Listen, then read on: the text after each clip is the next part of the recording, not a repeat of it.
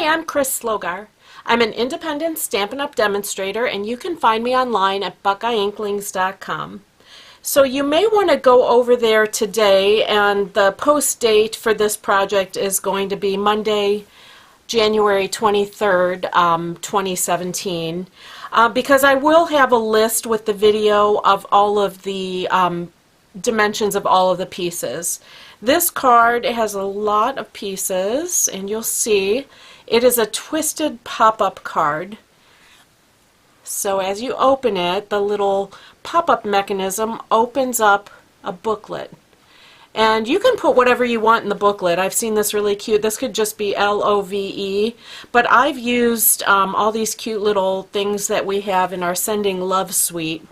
And as I said, yeah, it closes back up, and look at how nice and flat that is for mailing. So just really fun and surprising card. Looks so plain on the front the way I've done it, and you open it up to that. So let me show you first of all the products that I used are from the Sending Love suite in our Occasions catalog. I've used the framelits for all of these little pieces. I've used the Designer Series paper stack and the stamp set, of course, Sealed with Love. So really cute. You can do many different things though. LOVE, you can do birthday as 8 letters, so if you get 2 per panel, that's really cute. Anything that's really fun. I could see balloons or something for spring or Easter, but really cute. Let me set this aside.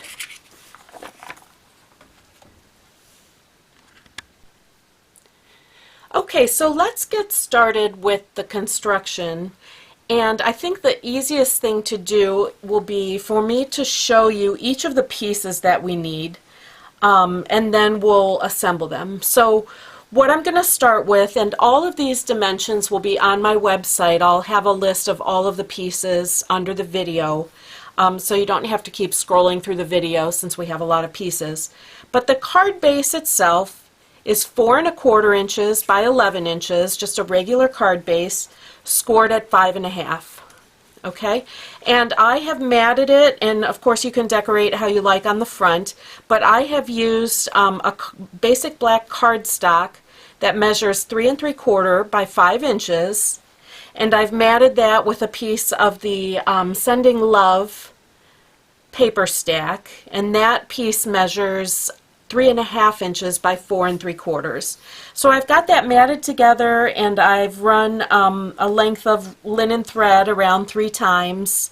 I stamped, again from Sealed with Love, a couple of these images together, the love note and a set of hearts, and I cut them with the Stitch Shapes framelits, which are available again. And then, I don't know if you can see under here, there's also a scallop red, real red circle. That's with the layering circles framelits. So that's how I decorated my card front.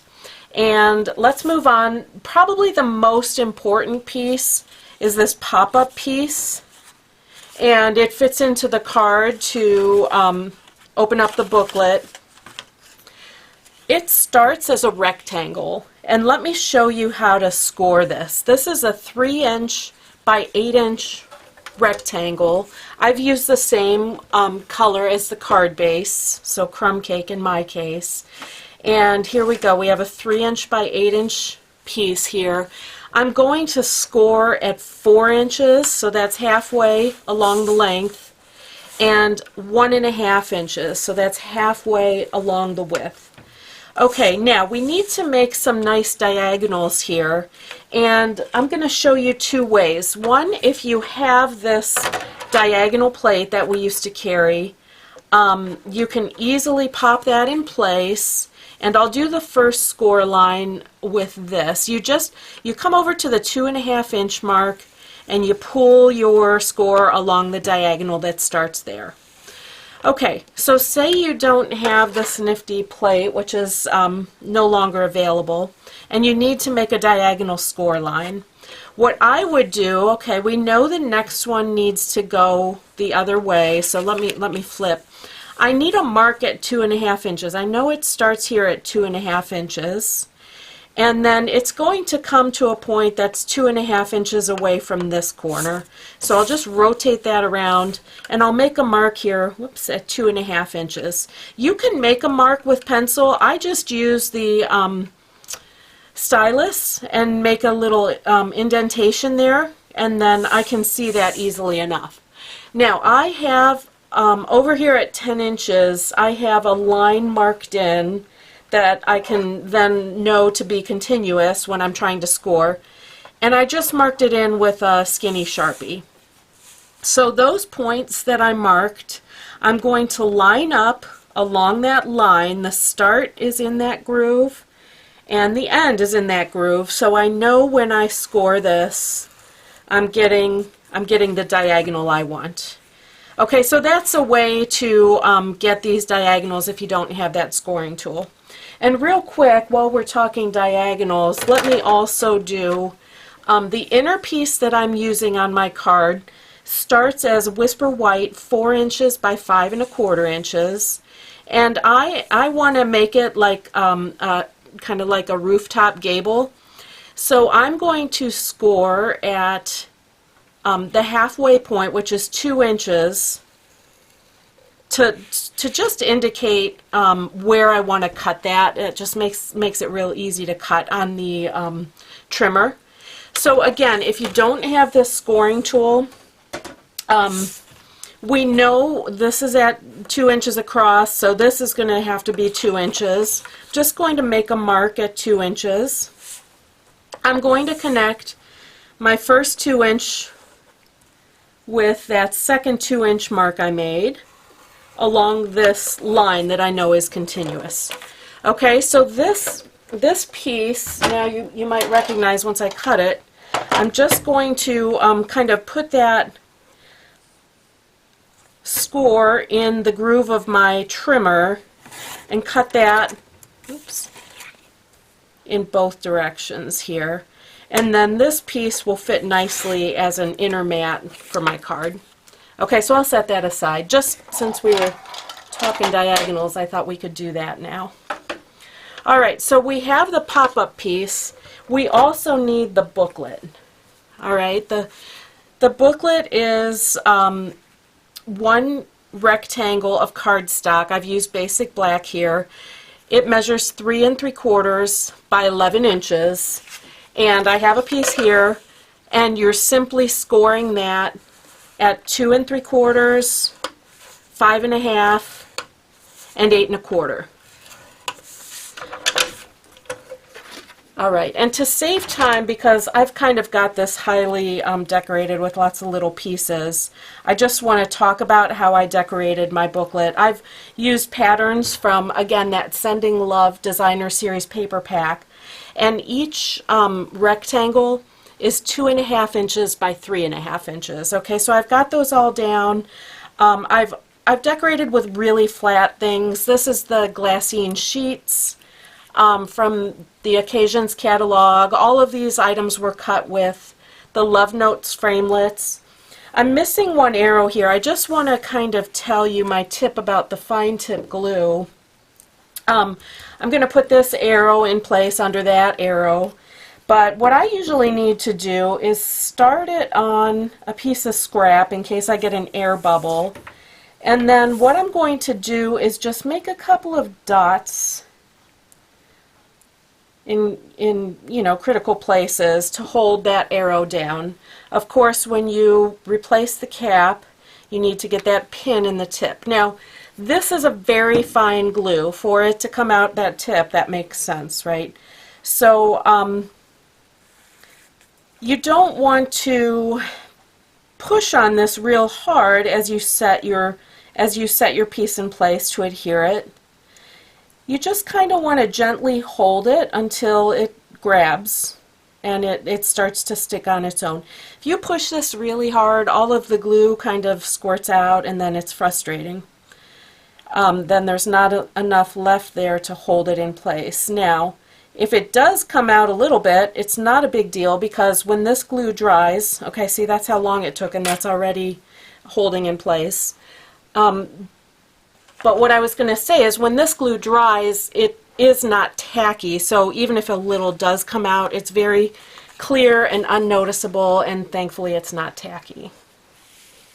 Okay, so now we have made the pop-up piece, we have the card base, and we have the booklet ready. Alright, so let's take the pop-up piece and burnish all of those score lines that we made each way.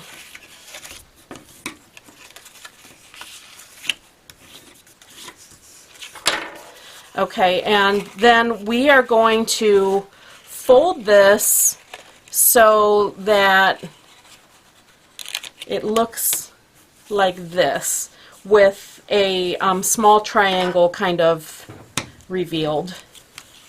Okay, if you go the other way, it's going to look different. This isn't what you want. You want a little triangle up here. So let me show you again. This is the right way. This is what we're after. Okay, and this is the mechanism that opens up and pulls open that booklet. To assemble this, we're going to open up our card base, and I'm even going to lay a ruler on this crease so that I know where the midpoint is. I want this centered, and all I'm going to do is add glue on one of the triangles, staying in only the triangle area. Okay, like that. And I'm going to attach that very near the fold, halfway across, so at 2 1/8 from either side. And I'm just going to make sure that's kind of straight. And I'm also going to close the card to make sure that I'm not blocking the fold of the card. Okay, and since that's liquid glue, if I am blocking, it will get pushed a little bit before that glue is set, so that it will go to a place where the card can close. Okay, so that's what we've got there. And then on the other side, we are also going to add glue just to that triangular area, and we're going to close the card base. Now, you do need to let this dry just a tad before we attach the booklet, because it needs to be somewhat secure to handle that 3D action, the motion that we're going to get. So if we're gentle, that should be good enough, but you can see how that opens already now. And that is the pop-up mechanism.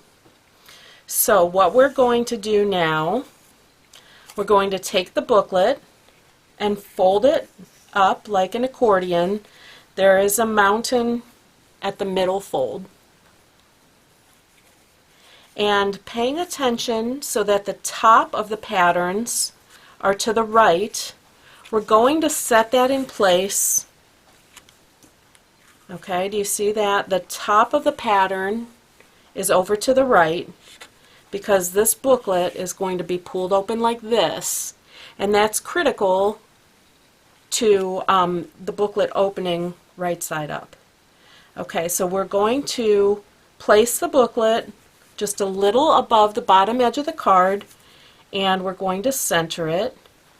And then what you're going to see is this arm of the pop-up mechanism is going to attach to the booklet in there.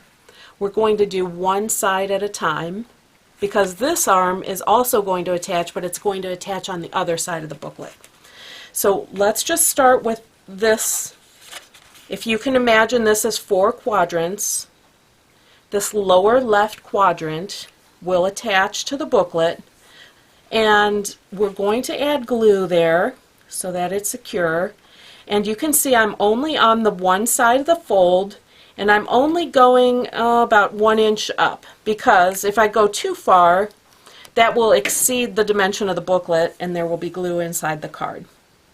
Okay, so once I have that glue in place, I'm going to line that booklet up again the way we had it, And I'm going to try to do this so that you can see it.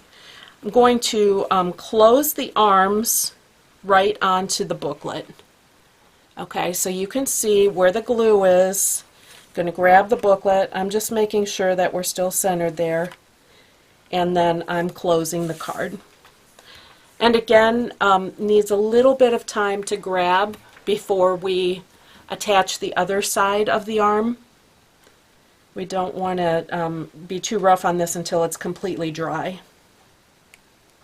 Okay, I'm going to open that. I think I can be gentle enough. Going to open the card, and the booklet is attached now to that arm. We're just going to put that off to the side and rotate the card. We need to do essentially the same thing now to the other side of the booklet. And we've rotated around. Again, we're going to add the glue in this lower left quadrant on one side of the fold for only about 1 inch. Okay, now normally if I was doing this, I would do this all flat on the table, but I'm going to try to hold this so that you'll be able to see. Whoops. Keep the booklet out of the glue. And see, now the booklet is going to naturally fold into place. I'm just going to try to keep that glue out of the way until we're ready to press it. But see, the booklet again is going to be down along that bottom edge, and I am going to let the arm fall right into place where it naturally will on the booklet, on the back of the booklet, and hold that. We're on the back of the card now. We're actually not attached to the back of the card, but I've got the card flipped because we've rotated around to do the other side. Okay, and again, you can't be rough with this until it's good and dry, but I just want to show you. Now we have the booklet in there, and it's attached to the arm on either side, front and back of the booklet, so that as the card opens, you get the booklet. You get the motion and the booklet opens. Okay? So I'm going to close this up so that it can dry a little better. And I'm also going to, actually before I do that, let me just show you. Remember this little gable shaped piece that we made? That will fit nicely in here. If you want to stamp it with maybe a greeting or just leave that blank to write your message, I usually do that and then attach this piece. But it kind of fits like right up into the folds that we've made. So that was what this white piece was about. Okay, so again, I'm closing this very gently right now because the glue is not really completely. Oops, I'm so sorry about that break there. I don't know what happened to the power, but we were done. I was just saying the glue's not quite dry yet, so we're going to let that set up really well before we're too rough on the opening and closing. For sure, I would recommend using the Tombow glue. I think that's the easiest because there's some time, like as you close things, for the pieces to still slip into place and be adjusted if need be.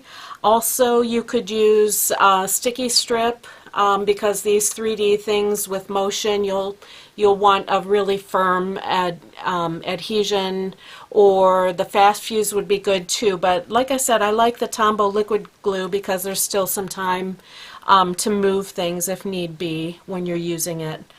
So thanks for joining me. I hope you see the great possibilities with this for other occasions. If you need any of the supplies, please pop over to my website, buckeyeinklings.com. I use Stampin' Up! Products, and I would love to have you there as a customer. You'll get loyalty rewards, and I'll also send you a card.